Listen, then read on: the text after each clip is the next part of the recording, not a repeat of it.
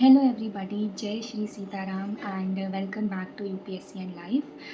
First of all, I am very thankful and grateful for all the love, all the support, all the wishes that I got in my previous video, जिस video में मैंने इस बार के UPSC prelims का reaction दिया है. I am much relieved to know कि I am not the only one feeling that way. बहुत सारे लोगों ने comments करे हैं कि they know that I have put in a certain amount of hard work. They have faith in me. They want me to give one more attempt. They know that I'll be clearing this examination in my next attempt. I am very thankful and grateful for all your support, all your wishes, and I was not in a very good zone after this prelims, but jitne bhi comments आए, now I am feeling much better. So I am thankful and I am grateful for all the love and support that you have shown me in the previous vlog. But still there will be some exceptions, some people जो हमारे view point से agree नहीं करते होंगे या फिर उनकी opinion different होगी. उसके बहुत सारे रीज़न्स हो सकते हैं, देखिए. And we should not force our opinion on anybody. So उसके बहुत सारे रीज़न्स हो सकते हैं, जैसे कि कुछ लोगों के गेस वर्क भी काम कर जाते हैं. They are those lucky ones कि वो जो भी गेस वर्क या लॉजिकल गेस वर्क जो भी वो यूज़ करते हैं एग्ज़ाम में, somehow it works out and उनका कट ऑफ क्लियर हो जाता है. कुछ लोग इस मामले में भी लकी होते हैं कि उन्होंने कुछ रैंडम फैक्ट्स, कहीं पर उनकी नज़र पड़ गई उन रैंडम फैक्ट्स में एंड वही क्वेश्चन प्रीलिम्स में आ जाता है एंड उसकी वजह से भी उनका क्लियर हो जाता है. And I am not in doubt कि कुछ लोगों का होता है वो नॉलेज लेवल जो हम कॉमन लोग शायद मैच ही ना कर पाएँ कभी भी. सो इस वजह से वो प्रीलिम्स क्रैक कर रहे होंगे एंड वो हमारी ओपिनियन से अग्री नहीं करते होंगे कि ये पेपर वियर्ड था या फिर ये पेपर एब्सर्ड था या फिर टफ था. बहुत सारे लोगों का ओपिनियन है कि कोचिंग माफियाज़ को बर्स्ट करने के लिए इस तरह का क्वेश्चन पेपर बनाया गया था यूपीएससी के through. But I think so more कितना हार्म इस पेपर ने कोचिंग इंस्टीट्यूट को किया है ये असेस करने के लिए I am not a right person, but I am able to assess कि इस पेपर ने एस्पिरेंट्स को काफ़ी ज़्यादा हार्म पहुंचाया है. बट मेरी ओपिनियन अभी भी सेम है. पिछले अराउंड 34-35 ईयर्स से यूपीएससी ये एग्ज़ाम कंडक्ट करा रहा है एंड कभी भी ऐसा नहीं हुआ है कि कोचिंग के ओनर्स या फिर यूपीएससी के बहुत जाने माने एजुकेटर्स जिन पे बहुत सारे बच्चे बिलीव करते हैं, जिन पे बहुत सारे बच्चे ट्रस्ट करते हैं, बहुत सारे न्यूज़ चैनल्स, बहुत सारे एस्पिरेंट्स, सब इस पेपर को random and illogical and absurd weird सब कुछ बोल रहे हैं. And that has not happened in the previous 34-35 what ever years. सब ने टफ ज़रूर बोला है, किसी ने वियर्ड, वेक, एब्सर्ड, इलॉजिकल, एग्ज़ाम फिर से कराओ, ऐसा कुछ भी नहीं बोला है. So nothing happens without a reason. Okay, इतने सारी पब्लिक, इतने सारे नॉलेज रखने वाले लोग, सब कोई पागल नहीं हो सकता है कि सब कोई एक ही बात बोल रहा होगा. बट स्टिल इट्स ओके अगर आपकी ओपिनियन मेरी ओपिनियन से या बाकी लोगों की ओपिनियन से मैच नहीं करती, इट्स टोटली फ़ाइन. अब बात करते हैं आगे की बात में हमें ये करना है कि what can be done now moving forward. कि इस तरह का पेपर आया है, इतनी अनसर्टेनिटी है, बच्चों का कॉन्फिडेंस कम हो गया है, बच्चे आगे तैयारी भी कर रहे हैं एस्पिरेंट्स, तो अब वो सबका कहना यही है कि हम उस ऑप्टिमिज़म के साथ प्रिपरेशन नहीं कर पा रहे हैं कि अगर हम प्रिपरेशन करें भी तो क्या जिस सोर्सेज से, जिन तरीक़ों से हम पर प्रिपरेशन कर रहे हैं वो क्वेश्चंस आने भी हैं आगे जाके यूपीएससी प्रीलिम्स में या नहीं. हम क्या प्लान बी को अब अपना प्लान ए बना लें या फिर हमारे पास प्लान बी था ही नहीं तो अब हम कुछ प्लान बी बनाने की तरफ चल दें, या फिर क्या पैटर्न अब दोबारा से चेंज होगा, क्या यूपीएससी पे कुछ फ़र्क पड़ेगा इस बार की नेगेटिविटी जो यूपीएससी को फेस करनी पड़ रही है. सो बहुत सारे डिलेमास, बहुत सारे क्वेश्चंस हैं एस्पिरेंट्स के माइंड में. तो मैंने सोचा कि मैं अपने बारे में बताते हुए कि मैं क्या करने वाली हूँ, कुछ आप लोग को भी सजेशंस दे देती हूँ, जो कि बिल्कुल भी मैं कोई एक्सपर्ट नहीं हूँ. मैं पहले ही डिस्क्लेमर दे दूँ, मैं जस्ट अपनी ओपिनियन आपके साथ शेयर कर रही हूँ, अपने सजेशंस आपको दे रही हूँ. आपको फिर भी एक अच्छे एक्सपर्ट करियर काउंसलर से अपनी गाइडेंस लेनी चाहिए एंड मेरी ओपिनियन भी आपको ट्वीक कर लेनी चाहिए अपने अकॉर्डिंग कि आपको वो कैसे सूट करती है, कैसे सूट नहीं करती है. So let's move forward in that direction. सबसे पहली बात जो मैं करना चाहूँगी वो है पैटर्न चेंज की, कि क्या ये पैटर्न परमानेंटली चेंज हो गया है या फिर ये अभी फिर से दोबारा से चेंज होगा। सो इस पे मैं यही बोलना चाहूँगी कि यूपीएससी हमेशा से अनप्रेडिक्टेबल कहलाता है, तो अभी भी वो अपने आप को चेंज नहीं करेगा, वो अभी भी अनप्रेडिक्टेबल ही कहलाएगा। सो बहुत सारे होप है, बहुत सारी होप है कि हो सकता है नेक्स्ट ईयर थोड़ा पेपर वापस से स्टेबलाइज़ करा जाए, थोड़ा वापस से स्टैटिक की तरफ बढ़े, थोड़ा वापस से हमारे कन्वेंशनल यूपीएससी की तरफ पेपर बढ़ना चाहिए। ऑब्वियसली एकदम ड्रास्टिकली वो ये चीज़ चेंज नहीं करेंगे, वो अपना स्टैंड रखेंगे कि इस बार का जो पेपर दिया उन्होंने ठीक दिया। ड्रास्टिकली वो कन्वेंशनल की तरफ वापस नहीं जाएँगे, बट वो थोड़ा-सा पेपर को वापस से बेटर बनाने की कोशिश करेंगे। सो होप्स लूज़ मत करिए, जिसके पास भी अटेम्प्ट्स बचे हैं एंड अंदर हिम्मत बची है कि वो एक बार फिर से तैयारी कर सकते हैं, they can give examination next year. इसका बहुत बड़ा एग्जाम्पल है कि 2023 में जब पेपर थोड़ा सा पैटर्न चेंज हुआ था, टफनेस लेवल बढ़ी थी, तो 2024 का जो एग्जामिनेशन उन्होंने करवाया था उसमें टफनेस लेवल उन्होंने कम भी करी थी। पेपर कन्वेंशनल साइड पे था, पेपर काफ़ी अच्छा आया था 2024 का। सो वी कैन होप कि पेपर बेटर हो सकता है नेक्स्ट ईयर। तो ये मैंने बात करी है पैटर्न चेंज की। अब बात करेंगे प्लान बी की। प्लान बी की बात करने के लिए मुझे आप एस्पिरेंट्स को कैटेगरीज़ में डिवाइड करके बात करनी पड़ेगी। तो फर्स्ट ऑफ़ ऑल मैं बात करूँगी उन एस्पिरेंट्स की जो अभी-अभी प्रिपरेशन शुरू कर रहे हैं, जिन्होंने ये अटेम्प्ट नहीं दिया है बट नेक्स्ट ईयर देने वाले हैं। उनकी बात मैं ये करूँगी कि अभी आपके पास बहुत टाइम है। प्लीज़ आप एक प्लान बी लेकर चलिए, प्लीज़ लेकर चलिए अगर अभी तक आपने नहीं लिया है। मेरे अकॉर्डिंग आपकी एज भी कम होगी अगर आपने अभी तक अपना फर्स्ट अटेम्प्ट नहीं दिया है, बहुत ज़्यादा तो नहीं ही होगी, होगी भी तो भी।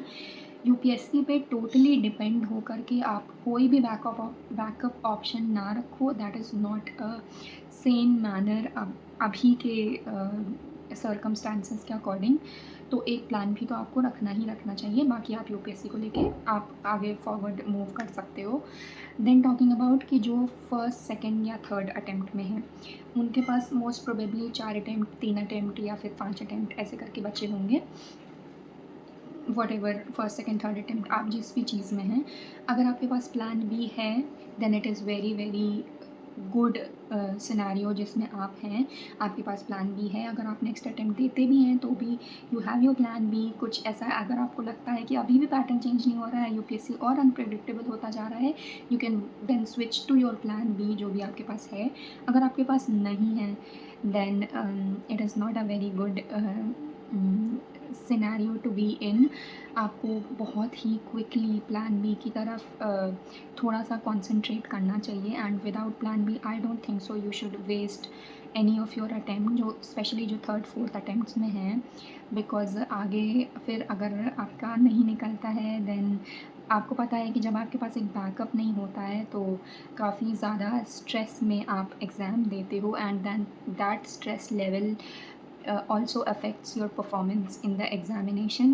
तो it is very very advisable from my side that आप प्लीज़ अभी अपने प्लान बी पे काम करो, एंड यूपीएससी अटेम्प्ट तब तक मत दो जब तक आप बहुत एक रिलैक्स्ड माइंडसेट में नहीं हो, बिकॉज अकॉर्डिंग टू मी जब तक आप एक रिलैक्स्ड माइंडसेट में सिक्योर होकर के एग्ज़ाम नहीं देते हो एंड आप अपने लेटर अटेम्प्ट्स में होते हो, फोर्थ, फिफ्थ, सिक्स में, it takes a toll on you, you are anxious, आपका स्ट्रेस लेवल बहुत ज़्यादा होता है कि क्या करूँगा, एज ज़्यादा हो रही है, प्लान बी भी नहीं है, यूपीएससी का पिछले साल का पेपर ऐसा आया था, आगे पता नहीं कैसा आएगा।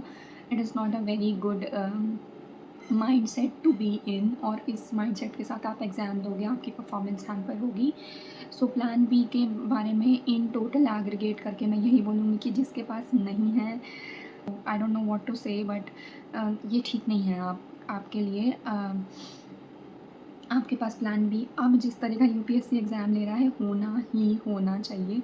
आई डोंट नो पिछली क्लिप में मैंने कितनी बार प्लान बी बोला है, but that is what I had to say. बात करूँगी ऑप्टिमिज़्म की, कॉन्फिडेंस की। I know I who can feel better than me कि आप कॉन्फिडेंट फील नहीं कर रहे होगे, एंड मैं बिल्कुल भी कॉन्फिडेंट फील नहीं कर रही हूँ इस टाइम पे। I don't know what to say, what not to say, and confidence के बारे में मुझसे ज़्यादा इस टाइम पे कोई आपको समझ नहीं सकता है। मैं समझ पा रही हूँ कि आपने कितनी मेहनत करी होगी एंड इस तरह का एग्ज़ाम आने के बाद कॉन्फिडेंस लेवल बहुत ज़्यादा गिर जाता है।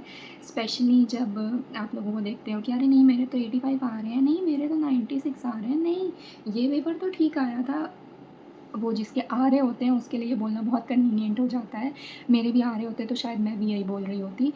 बट दिस इज़ समथिंग कि हम एस्पिरेंट्स की देखिए कुछ चीज़ लीगली करेक्ट हो उसका मतलब ये तो नहीं है कि वो चीज़ मॉरली भी करेक्ट हो।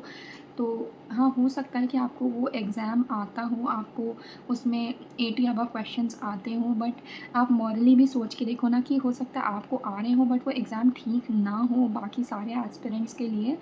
सो हमें ना बहुत सोच समझ के बोलना चाहिए, बहुत सोच समझ के कुछ भी कमेंट करना चाहिए, बहुत सोच समझ के करना चाहिए बिकॉज़ लोगों की मेंटल स्टेट अफ़ेक्ट हो सकती है। जैसा कि आपने देखा भी होगा कि लखनऊ में एक एस्पिरेंट ने एक गलत स्टेप भी उठा लिया है, जो कि मैं यहाँ यूट्यूब पे बोल नहीं सकती बिकॉज़ ऑफ़ दिस एग्ज़ामिनेशन। सो हमें ऐसा कुछ भी नहीं बोलना चाहिए जिससे हम अपनी रेपुटेशन, हम अपनी इमेज सामने वाले के सामने बहुत ज़्यादा अच्छी बनाना चाह रहे हैं कि नहीं मैं तो आई एम तो very intelligent and I am तो वेरी दैट मच। सो हमें सोच समझ के बोलना चाहिए, मैं बस इतना बोलना चाहूँगी and so that is all what I had to say. Talking about me, मेरे मार्क्स उतने नहीं आ रहे हैं कि शायद मैं कट ऑफ क्लियर कर पाऊँ। दो रेंज वही है, काफ़ी सारे कोचिंग इंस्टीट्यूट्स बोल रहे हैं कि शायद उस रेंज में चल ही जाए कट ऑफ बिकॉज़ एग्ज़ाम काफ़ी डिफ़िकल्ट था but I don't think so cut off इतना लो जाएगी। तो सीसैट तो ऑब्वियसली मेरा क्लियर है बट मार्क्स मेरे उतने अच्छे नहीं हैं। मेरे जितने भी मैंने गेस वर्क किया था सारे ही क्वेश्चंस ऑलमोस्ट मेरे गलत हो गए हैं। जो मुझे आते थे शॉर्ट शॉर्ट बस वही क्वेश्चंस मेरे ठीक हैं और बाकी क्वेश्चन डिलीट भी हुआ है एक। So that is what all I had to say. Talking about plan B जो मैं अभी देख रही हूँ वो ऑब्वियसली मैं बीपीएससी अटेम्प्ट करने वाली हूँ, मैं यूपीपीसीएस अटेम्प्ट करने वाली हूँ। उसके साथ साथ और भी जो एग्ज़ाम्स मैं अटेम्प्ट करूँगी that I will surely inform you in the coming videos. और बाकी बस मैं इतना ही कहना चाहूँगी कि बहुत ज़्यादा मुझे समझ तो नहीं आ रहा मैं क्या बोलूँ क्योंकि जो मुझे बोलना था वो मैं बोल चुकी हूँ। तो मैं उतना अपसेट पहले नहीं थी बिकॉज़ एग्ज़ाम कैसा आया इन सब में सारा माइंड डिस्ट्रैक्टेड था कि क्यों हुआ ऐसा, किस लिए हुआ। बट जब वो फीलिंग सिंक इन होती है कि जो भी हुआ वो तो हो गया बट आपका एक और साल, आपकी और भी मेहनत जो आपने इतने टाइम से करी है वो सारी एक तरीके से वेस्ट हो जाती है। अब पता नहीं वेस्ट हुई है कि नहीं हुई है कि आगे एग्ज़ाम में काम आएगी, ऑब्वियसली आती है, पढ़ाई कभी वेस्ट नहीं होती है। बट जिस लिए किया वो रीज़न शायद फुलफ़िल नहीं हो पाया बट इट्स ओके, मेरे पास आगे अटेम्प्ट्स हैं और अब मैं सोच समझ कर के अटेम्प्ट दूँगी बिकॉज़ मेरा 2023 का एग्ज़ाम काफ़ी अच्छा हुआ था बट पॉइंट कुछ से मेरा रह गया था। देन अभी मेरा इस बार का प्रिपरेशन काफ़ी अच्छा था बट स्टिल एग्ज़ाम की अनसर्टेनिटी की वजह से मुझे नहीं लगता I will be clearing it. So I will most probably be focusing on BPSC, UPPCS and also UPSC for the next attempt. Mains की प्रिपरेशन मैं स्टार्ट कर दूँगी और मेंस इंटीग्रेटेड करना भी बहुत ज़रूरी है बिकॉज़ जिस तरह के क्वेश्चंस आए थे तो आप एथिक्स और ये सब पढ़ना शुरू कर दो क्योंकि अब मेंस और प्रीलिम्स दोनों इंटीग्रेटेड जब आप पढ़ोगे तो एग्ज़ाम प्रीलिम्स निकालने के चांसेस ऑब्वियसली ज़्यादा होंगे।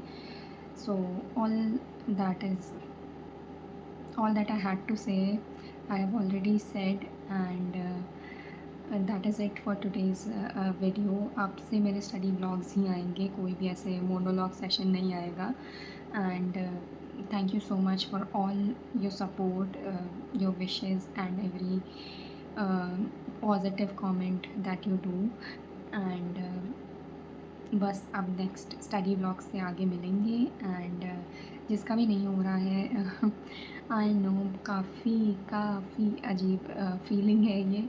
जिसने मेहनत करी है उसके लिए तो बहुत ही ज़्यादा है। मतलब मुझे इसलिए और बुरा लग रहा है कि मेरी गलती नहीं थी, मतलब मुझे ऐसा लगता है पता नहीं, मतलब मैं शायद इससे और भी ज़्यादा पढ़ लेती तब भी शायद मैं ये एग्ज़ाम क्लियर नहीं कर पाती, बिकॉज़ ऐसा कुछ मैं पढ़ ही नहीं रही थी एक्चुअल में। सो ऑब्वियसली अब कुछ लोग हैं जो 1-1 2-2 क्वेश्चन निकाल के ला रहे हैं और कह रहे हैं ये एनसीईआरटी में दिया हुआ है। अरे 1, 2, 10 क्वेश्चन से एग्ज़ाम नहीं क्लियर होता है। बट किसको क्या बोला जा सकता है, it's okay. Everybody has different opinions and everybody has the right to whatever. So that is it for today's video. Thank you so much for watching. Jai Shri Sitaram.